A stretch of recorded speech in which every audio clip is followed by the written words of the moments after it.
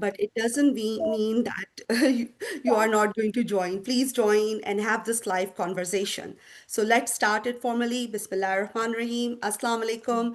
Good morning, good afternoon, good evening for everyone who have joined to spend your Saturday to learn about effective governance and leadership of health profession education institutions.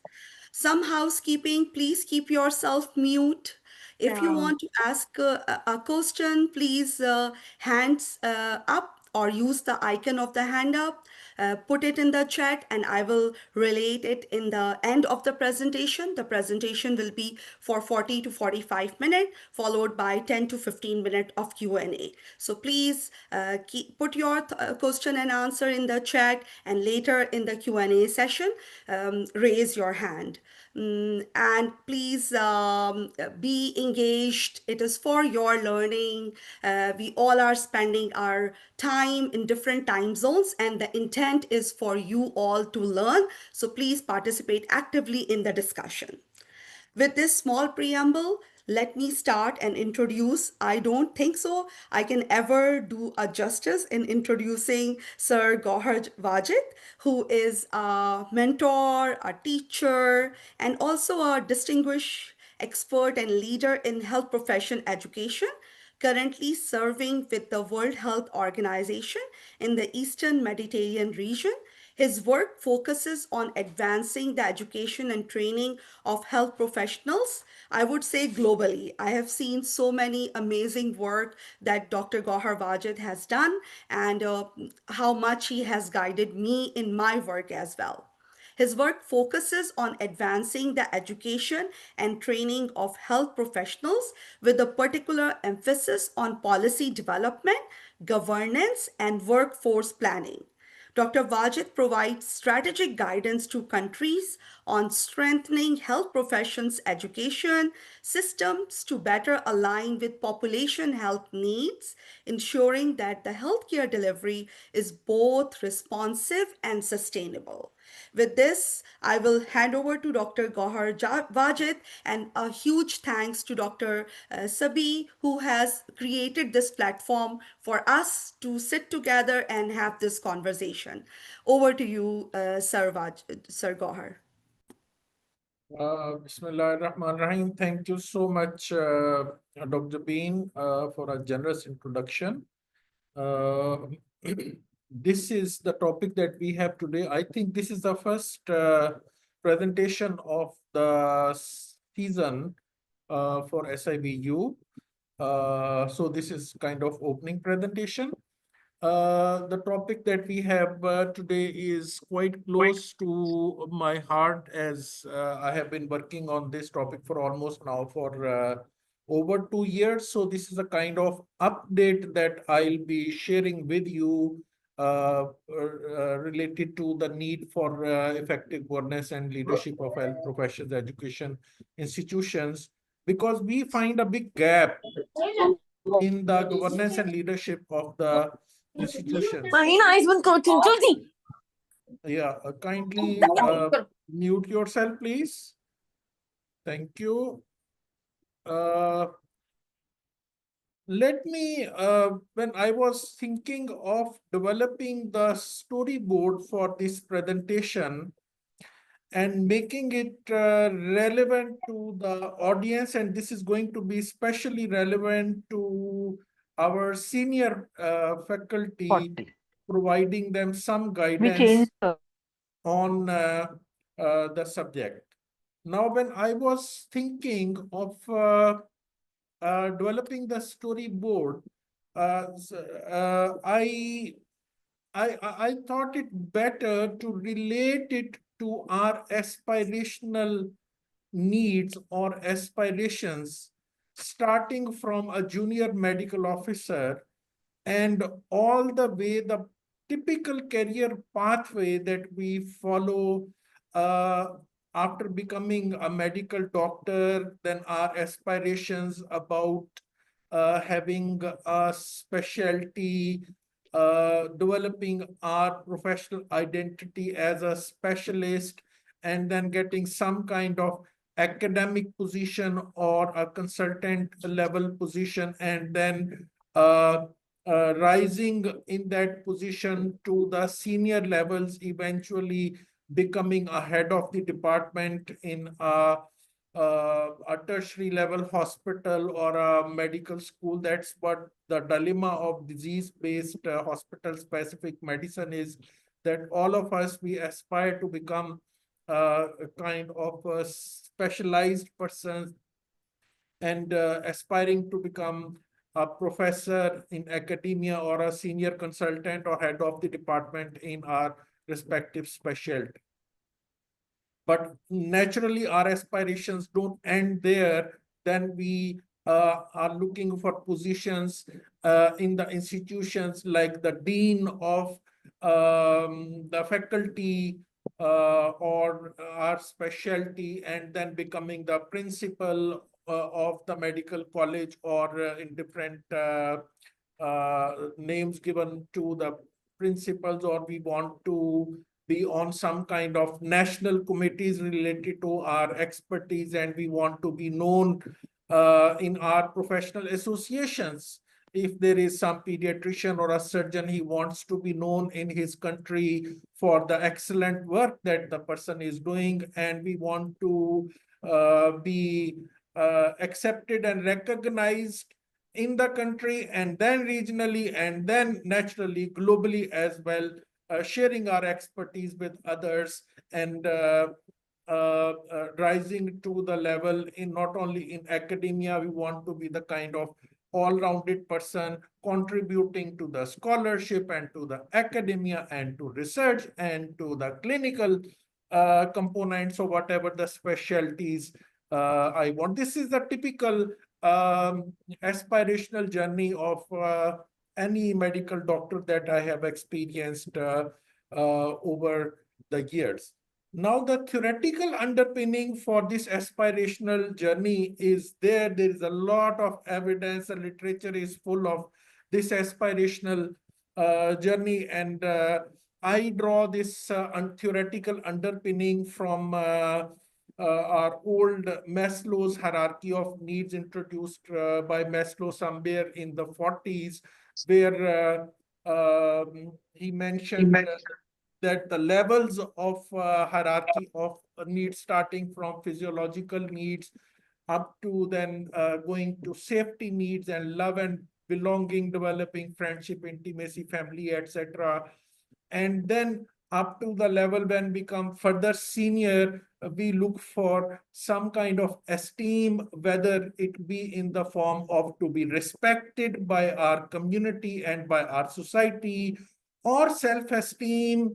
You hear these words, oh, I have this status, oh, I was not given the due protocol that I deserved, my services are not being recognized by my people or my government for that matter.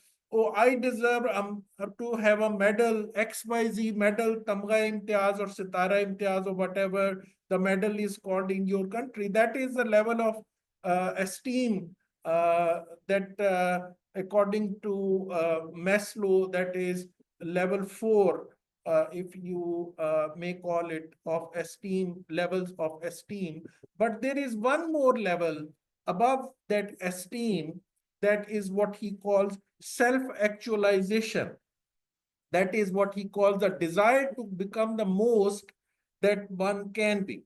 A real, authentic person, a real value-based person, where you don't want to be known even for being rewarded for what you have said or what you have done. Rather, there is, that's a level of intrinsic motivation. This is one of the very basic theories of motivation introduced in 1940s, where respect, belongings, love, they are even of lesser value for you than the intrinsic values that you are carrying. So that where you can say that reward based system, you are beyond the rewards, the expectations from the people, and you want to be known for the values that you are carrying. This is not the topic for today. I just wanted to mention it, that there is a very solid theoretical basis of the aspirational journey of any physician among us that we carry with the passage of time. Now, if we look at the responsibilities, naturally there is increase in responsibilities as we increase, and if we classify or categorize these levels, we can say that at the lower level we have certain specialty related responsibilities or needs when we are trying to be recognized as a good surgeon or a good cardiologist or physician or radiologist, whatever you call, related to our clinic, and we want to be recognized within our specialty. Then in this recognition and self recognition journey, self identification journey, there are certain departmental level responsibilities, expansion in our responsibilities from our specialty to the department where we belong to, and we are aspiring to become head of that department. Then the stage comes where we have certain institutional level responsibilities, and we look, our vision goes beyond our department, and we want to share our expertise and experience at the institutional level. So we are looking to be the principal or the head of that tertiary level hospital that we are working in, or we want to be at, as I said earlier, on some national committee or head of the professional association or some global association, or becoming a vice chancellor of a university or pro vice chancellor, etc. And then we want to naturally be recognized at the national or global levels. I want to be in the national committee on XYZ, on the development of the system, or whatever you call it. So there is expansion in our responsibilities as we gain more expertise and experience in our day-to-day work. You could categorize it into these levels. Now, when it comes to the responsibilities, naturally there is expansion in the role and responsibilities of the person. There is a change in our responsibilities, if I may say. Now, can anyone say that how would the responsibilities of someone at the departmental level will be different than the responsibilities at the national or institutional levels? Can we name a couple of responsibilities maybe in the chat box? Responsibilities at the specialty or department level, they are different than the responsibilities at the national level. How could they be different? Any example from the group?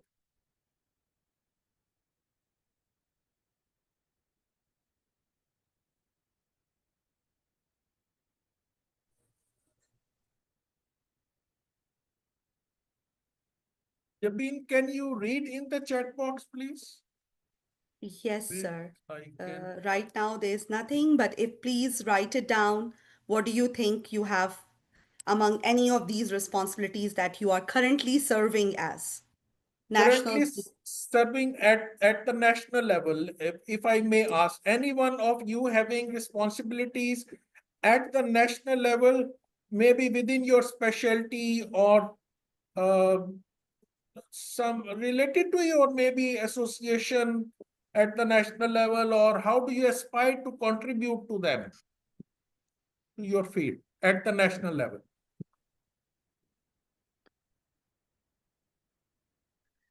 sir, some are saying it's always vision driven, national focal person, if of dental curriculum, national leadership. Absolutely. So leadership related responsibilities, you want to lead your institution or your profession related to national focal person. For dental curriculum, it means that you carry the responsibility to contribute to the dental curriculum, and if it is in Pakistan, then we are talking about 70 dental colleges. It means what the responsibility you are aspiring to contribute to, that will impact thousands of dentists that are being produced at given time in that particular country. Good examples. Now the issue is that with the change in the level of responsibilities, you also are looking for a change in the skill set level. Is that so? Can we produce and develop a national dental curriculum with the same set of dentistry, the orthodontics, the prosthodontics that we were taught, the clinical dentistry that we were taught in the dental college?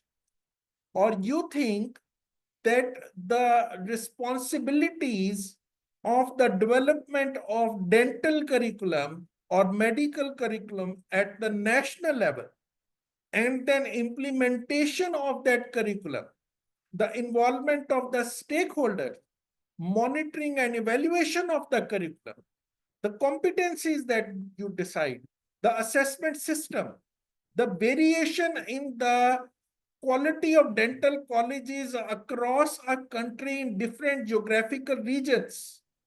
Do you think that our clinical dental skills are enough to take us to that national level, that we can contribute with the same skill set that we have been running our department?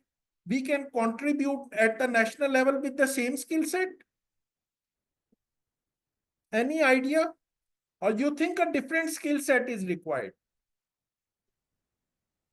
There are some no's, definitely not. Responsibilities are huge, and skill set that we need are beyond basic education.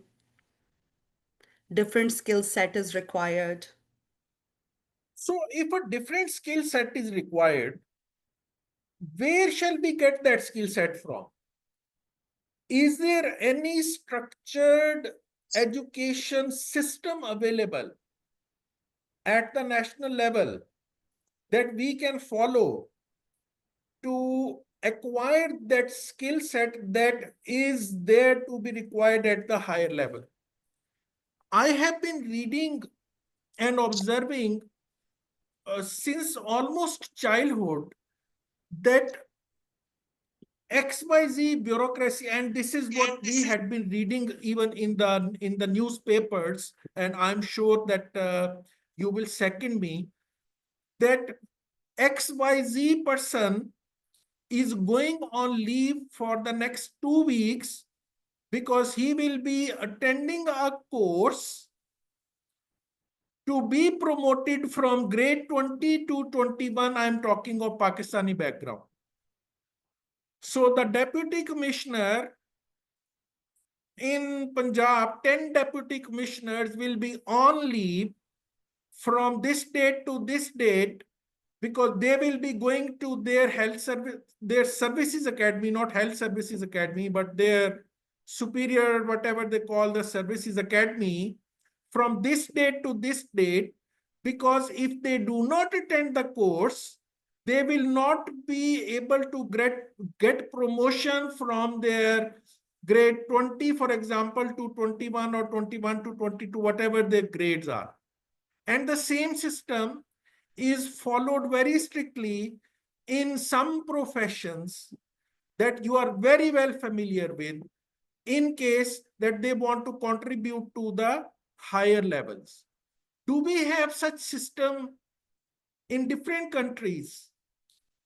In in the countries that you are attending, Iraq is there, Pakistan is there, India is there, Saudi Arabia are there. Do we have such system for medical doctors, for health professionals, for nurses, for dentists, for pharmacists?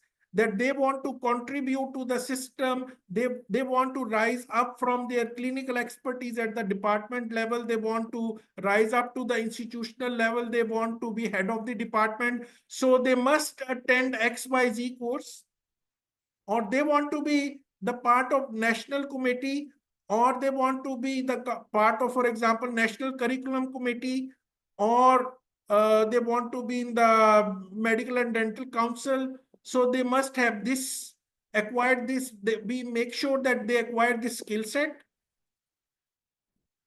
Do we have such kind of system for medical fraternity? Probably not.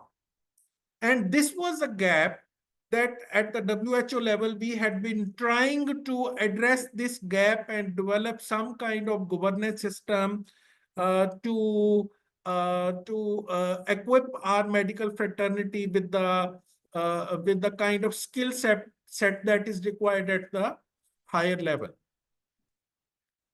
Now, this is exactly, if I give you the example, that when we rise from the departmental level, if we have been driving motorbike, then we are trying to drive a heavy duty truck at the higher level with the same license of the motorbike, and we expect that we would be able to drive the truck. That's how I can relate to. No, we need different licenses to operate in different kinds of environments. So specialty related skills and other skill sets, probably our specialty related skill set will not take us, or clinical skills or technical skills, if you call them, it will not be enough to take us to the higher levels as we aspire to be. If I ask you, think of the past 10 years, what your roles and responsibilities had been, and think of the next 10 years, the kind of roles and responsibilities that you will be playing, the kind of skill set that you should be looking for, and finding out the ways on how you are going to develop your competencies or skills to meet with the seniority levels and needs that you are expected to perform in future, for that matter.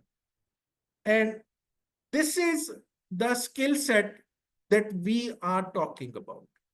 We need to pay attention to our leadership skills, governance skills, communication skills, emotional intelligence skills, systems thinking skills, and so forth. There is a huge list of these skills and competencies that we need to pay attention to, have deliberate attempts to improve our skills to excel within our system.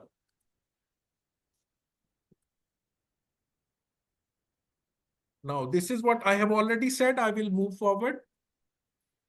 That's where we need to have some kind of background knowledge of the system where we are working. For example, the healthcare system in Pakistan, in Saudi Arabia, or Iraq, or India, or USA, or UK. There are different systems. These systems are different. Their processes are different. Their structures are different. Their rules and regulations are different.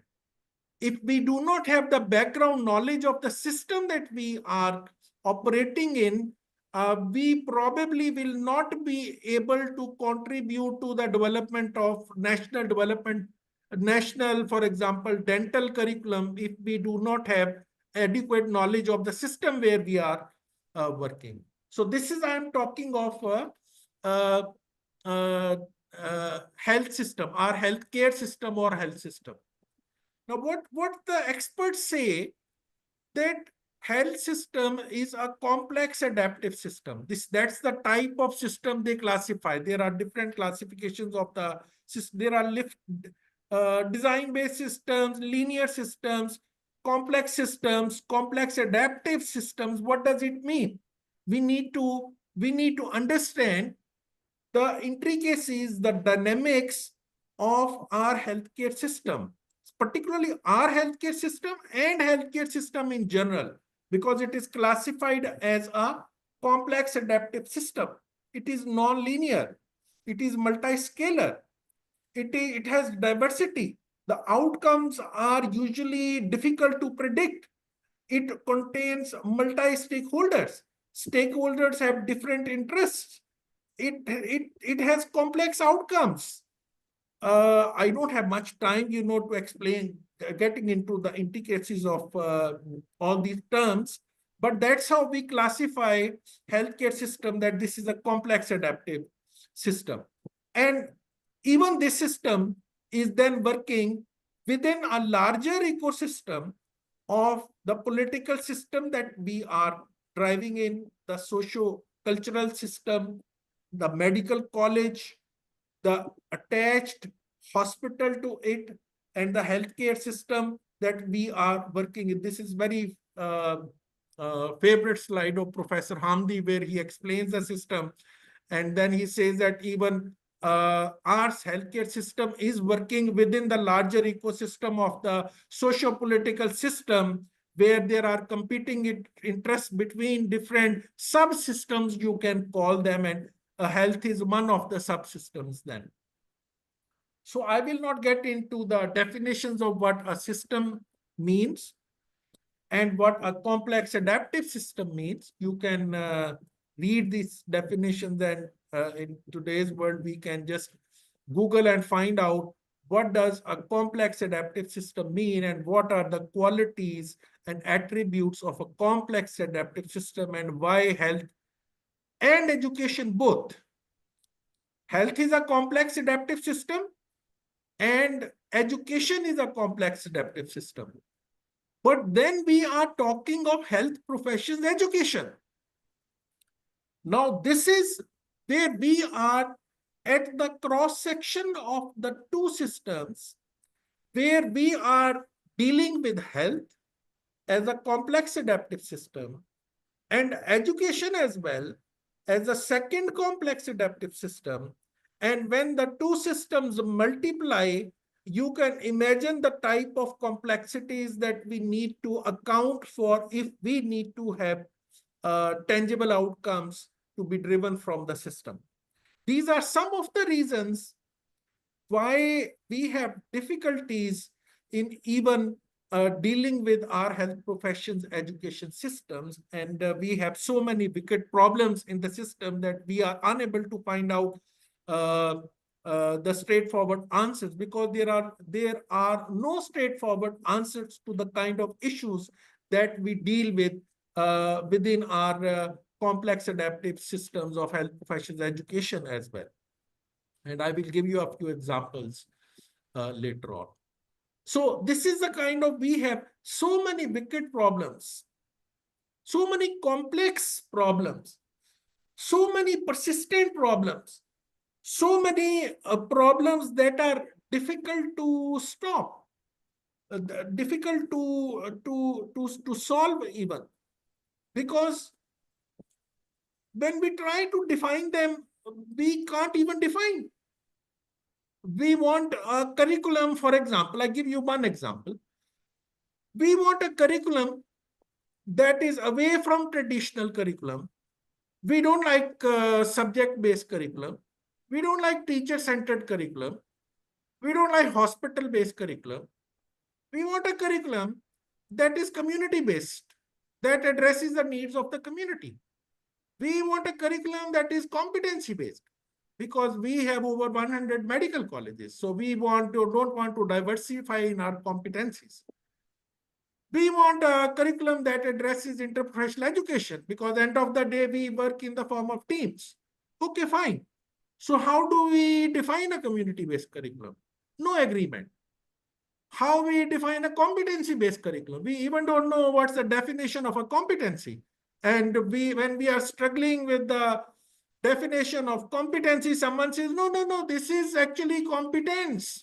This is not competency. And then someone comes and he says, what about interestable professional activities? Then comes someone, but we need to have interprofessional education and collaborative care. How do you define it? So difficult to define. Solutions, worldviews are different for these. These are unique, they have own unique context. So these are very wicked problems that we are dealing with, and our clinical expertise that we gained in the medical college, dental college, that may not be able to take us forward. We need a different skill set. Some of the wicked problems. I mean, this is just a few. I can list maybe tens more. For example, what transformations are needed in health professions education curricula? That is one example I elaborated on. We need to transform, and that's the kind of, we even don't agree on definition, then not to talk about other intricacies of curricular transformation. How can different professions work together, which is teamwork, to provide services more efficiently, effectively? How does a dentist collaborate with a medical expert and a nurse and a pharmacologist and allied health professional? How do they form team? What do we call this team? Government wants to follow family practice based model of care. Family practice based model of care depends on family practice, family team, family practice team. How do we define the team? What competencies are needed, etc. How can the quality of education be improved? What quality is needed? What standards? What accreditation system? How to take it forward? Do we have even a robust accreditation system? How can service coverage be increased from 55 to 65%? I don't want to get into the intricacies of what do we mean by service coverage. How can a CPD system be developed? Do we have a CPD system? Do we know what is the definition of RCPD for that matter? So each one of them is a wicked problem. Each one of these problems, there are no defined outcomes. There are multiple stakeholders. We are talking about systems, each one of them. We are talking about systems, and we even don't have the basic knowledge of the systems, that these are complex adaptive systems. And there are no straightforward solutions. So what kind of expectations we have? What kind of monitoring and evaluation systems we need? What kind of standards of care we need that we can take them forward? These are the kind of wicked problems that as we get at the senior level, we get across. And definitely we need a different skill set to deal with these problems. The big gap. Now, the big gap is that clinical competencies are not enough to take us forward. But our thinking, it does not allow us, and unconsciously, we try to solve these wicked system-based problems with the same clinical competencies or the haphazard kind of knowledge, unstructured knowledge that we got through our experiential learning. We try to solve these problems because we don't have an inbuilt structured system to develop ourselves in a structured manner to take us forward to the senior levels to deal with these issues and problems. There is severe lack of capacity building programs, and that is one program on governance and leadership of health professionals education that I will be talking about later on, that we have been working on. So what set of skills I showed you one, but if we differentiate and we categorize, and we need some kind of leadership skills, some kind of governance skills, we need interpersonal skills, and since we are academicians, we need some academic skills as well. There is the list of skills. These are just a few of them. These are not exclusive. It does not mean that we don't need leadership skills in the governance category. They overlap. So don't get into the kind of intricacies how to put communication. For example, communication is an essential leadership skill as well. So these my emotional intelligence, that is a predictor of leadership skills. I have put it under interpersonal skills. You can safely put it, you can safely put all interpersonal skills under leadership skills as well, because eventually a leader should have interpersonal skills. So there is no first hard and fast rule and even definition and the solid categorization of the skill set that is needed. We need to identify the skill set and we need to work on this skill set on our own, having our what we call personal development plans, PDPs, and our own capacity building and our own continuing professional development and our own faculty development. These are some of the names that we give to same kind of system that we know. So some of the governance skills that we need is we need solid knowledge about the governance structure and system and processes that pertain to our country, because different countries have different governance systems and processes. So we need to understand them.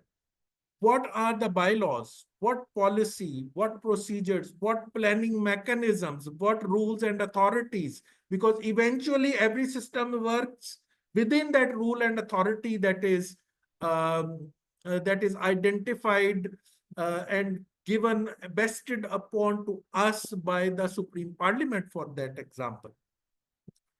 What human resources and what other resources and what financial resources, what strategic resources are needed. If certain policies are needed, then how do we develop the policies? How do we do risk assessment in the analysis and development of policies? That is a topic in itself. Do we know how to do risk management? What about quality improvement? What about quality management or continuous quality improvement or enhancement of the system? How to incorporate it within the system?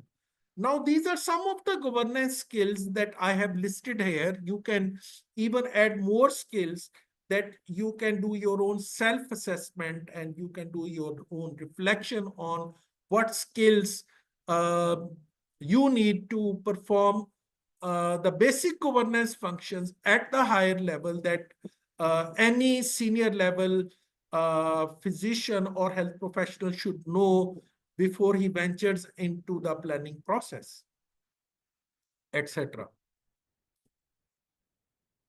And then I try to differentiate between good governance and bad governance, that we need to have clear governance structures compared to vague governance structures, where they are not, if an organization is in problem, if we have vague governance structures, clear line of authority and accountability, decision and performance, well regulated and audited. If a decision goes wrong, then we need to be asked, we need to be held accountable. Why did the decision go wrong? Analysis needs to be done. Check and balance has to be there compared to no accountability or no responsibility of decisions. Open communication, clear financial budgeting decision-making processes compared to secretive processes. Boss is right. Boss is always right. He knows. There is no transparency. There is no accountability. Autocratic kind of system. No access to information. No public scrutiny, etc. Forward-looking, inclusive system, multiple stakeholders, as I said earlier, to compare to reactive and short sounds. Today we solve our problem. What is the issue and problem today? Ad hocism, as we don't have long-term sustainable policy planning vision, etc. So this is how you can compare that good governance then requires certain skill set that I have talked earlier. So if we talk of the wicked problems and the governance and the leadership that we need, then how to solve it? Solution, action. तो करें क्या फिर? We need to work on one more skill. So in that list, you can add one more skill that I'm going to introduce here. That is what we call system thinking approach to problem solving. I have a separate presentation on problem solving skills that I used to teach to my MHP students. I remember I used to have a presentation, 2 hours workshop on problem solving skills and problem solving strategies. So systems thinking approach and systems thinking is being promoted and used as problem solving strategy to deal with wicked problems. And we need to naturally read more about what system thinking uh, is. There is a lot of literature, wonderful uh, YouTube short and medium scale videos available on YouTube that you in your free times feel free to just to type in YouTube system thinking approach or strategies, and you will see different people explaining uh, how to improve your system thinking skills. Now, this is one of the resource that I would certainly recommend you to go through on systems thinking for health systems strengthening. If we need to strengthen our health system, that is a complex adaptive system, we need to have the baseline knowledge of what the system is. Then we need to strengthen it. How can we use system thinking approach? Now, replace health system with health professions education system that is equally adaptive system. So when you read systems thinking for strengthening health system, you can very easily apply the same concepts to strengthening your health systems, health professions education system strengthening through systems thinking approach. Now what we have done so far, let me show you this slide before ending and taking more questions. We realized this problem in WHO. So one day we decided that let's work on it. And what we have worked on is that we contacted about 10 systems experts from the region. I remember there was one from Kuwait, Professor Hamdi from Emirat, Dr. Ruweda from Jordan. There was Sheikh Badr from Sudan, Sabeen Siddiqui from Pakistan. There were 3, 4 others. And we invited them in Amro. We presented this challenge and we locked them in the rooms of the hotel for 3 days, and we said that you have to give us a short course on developing governance and leadership skills in health professions education particularly. And all these 10 experts, they gave us these 5 modules to be taught in 4 days on uh, how to develop your governance competencies or skills. And the first module included introduction to governance and leadership of health professions education institutions. Second was emerging trends in the governance and leadership of health professions education institutions seen through systems thinking approach. Then the third module, we thought strategic planning is very important and there should be a separate module on it. And we called it strategic planning for health professions education institutions. And we thought communication runs across and it has to be dealt with as a module.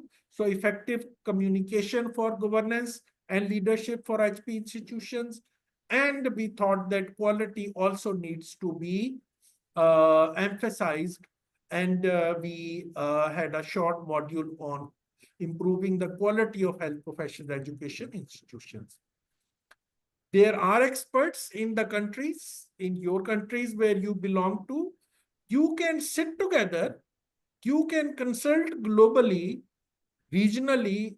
We are there to support, and I'm sure you can develop your own courses on how to strengthen governance systems in health professions education to deal with some of the wicked problems that I have told you earlier, and effectively actually strengthen the system of your own health professions education institution. And when I say health professions education institutions, I include all health professions like the medical schools, the dental schools, pharmacy, allied health sciences, and they run in there are over 1,000 institutions in Pakistan alone, and tens of thousands in other countries. How do we deal uh, with the governance issues? How do we make policies? How do we make strategies? How do we settle with their business planning? What is their financial planning? How do we assure quality? How do we make sure they run competency based curricula? How do we assure the standardization of competencies? How do we assure the accreditation systems, and so on and so forth? So this was what we have done initially in WHO. Then not only we developed the course, about a year ago, we ran our course in Kuwait. That was our pilot test. We invited about 40 participants from about 16 different countries in the AMRO region, and we ran that course. We got further feedback to refine the content of the course. Now our counterparts in Syria was telling that end of this month they will be running the same course in Syria, and inshallah in our ninth international conference on health professions education, we'll be running the same course in Lahore, Pakistan as well. This is the plan for this year. Next year we'll be running more courses. This is our beautiful colleagues from the course that we ran in Kuwait. You can read the banner on the side. It says capacity building program on governance and leadership of health professions education institutions. We ran it from 7 to 10 December 2024. I think I will stop it here. I leave about 15-20 minutes for any reflections, comments, questions, etc. Thank you so much. Thank you so much, Sir Gowhar. Now I will open the forum for further questions. Any comments from anyone? You can unmute yourself or raise your hand and or put in the chat. Can But I sir, just, there are yes, uh, sir. Please go Dr. ahead. Shadi, as expected of Professor Gowhar Wajid, this was an extraordinary session. It goes without saying that he does not deserve any further compliments.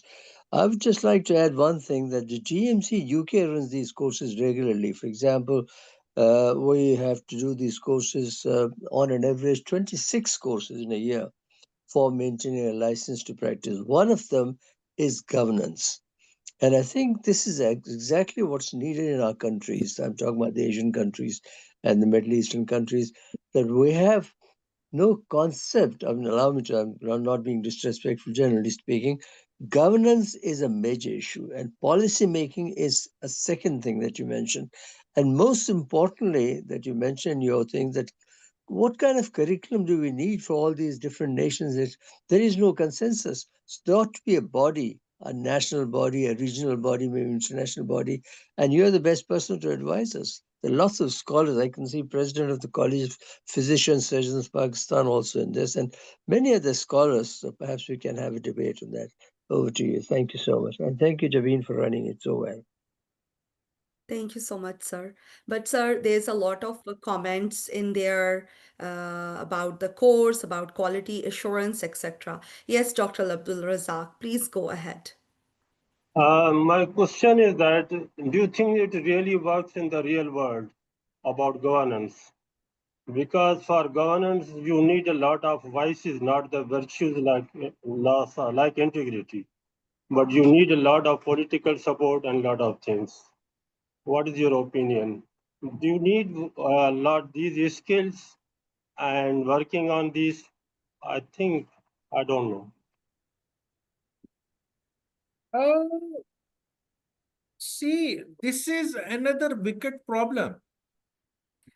We need to have a different lens to see, to have our vision and look at the problem. Eventually, health systems experts, eventually the clinicians, has to deal with the politics of health professions education. There is a lot of politics around. So if we are not into networking, if we are not into having enough skills related to emotional intelligence, for example, and we need to drive That lady. everything with the clinical lens only, that I have been running the department in a very effective, efficient manner. So now I want to be at the national committee, probably we will fail. So first we need to realize that a different set of skills is required. We need to realize that probably the problems are wicked. We need to have the baseline knowledge of the political system, that the slide of Professor Hamdi, the overall ecosystem in which the health system works. If we are deficient on these lines, we may not succeed. We will never succeed 100% because these are wicked problems. But even if we start succeeding to an extent, then that opens a way for and provides us encouragement to work further on these lines. Thank you so much, Dr. Gowhar. There's another hand up. Zoom user, please go ahead.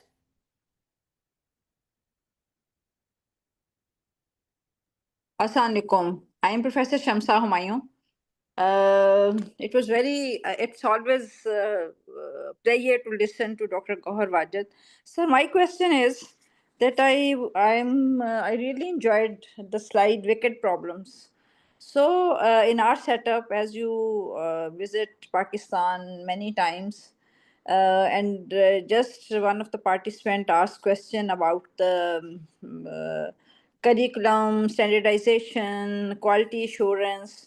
Sir, my question is that modular system is in place now by UHS, but you know, and I know, and many of us educationists, we know that still we are struggling. So there is a problem of governance, or it is the implementation, or why after so many years still our faculty is not used to still our faculty is not at the par to implement this modular system. Absolutely, Professor Shamsa. Sorry, In- sir, to interrupt you. Can you stop sharing the screen? There's a request in the chat. Yeah. Sir. Stop sharing the screen. Okay, sorry. Share. So absolutely, Professor Shamsa, I totally agree with you. See, I tell you where the difference lies. I had a patient where his knee replacement was supposed to be done. And actually, both sides were replaced by an eminent surgeon in Lahore. And the expectation of the patient was that he will be able to perform the same kind of activities after knee replacement as well. He will be as young as 20 years old guy. That was not possible. And you know that's not possible. A 60 years old cannot be a 20 years old, you know. So these are wicked problems. There is no straightforward solution. That's what the wicked problem is. It does not have a straightforward solution. So if there is no straightforward solution where even a competency is, there is a debate on how to define competency, the kind of success of the modular system, even if we succeed 30 to 40% in implementation in the first go, and we have a robust monitoring and evaluation system, we have a robust governance system backed by robust governance system, and we can, Yanis, in AMI held just last week, and one of the my students was there, and he was telling me that the college in Vietnam, they said it took us 17 years to completely implement competency-based curriculum. In one college with full resources, it took them 17 years. So how on earth can we expect that in 80 medical colleges in Punjab alone, we can implement 100% success the modular curriculum? There are bound to be failures, and we should be ready for the failures and how to deal with the failures. That's what the context of a wicked problem is. So as long as they have the monitoring system, they have evaluation system, and they are ready to deal with this wicked problem, eventually they will be successful. Okay. Thank you, Thank you, sir. sir. I saw another hand up, but then it goes down. Is it Dr. Mash? Do not want to take the wrong name. Any other questions or comments? Yes, I am Dr. Marshu. But Yes. sir has already refined my question, so I become I down by hand. Okay, thank you, Dr. Mashukali.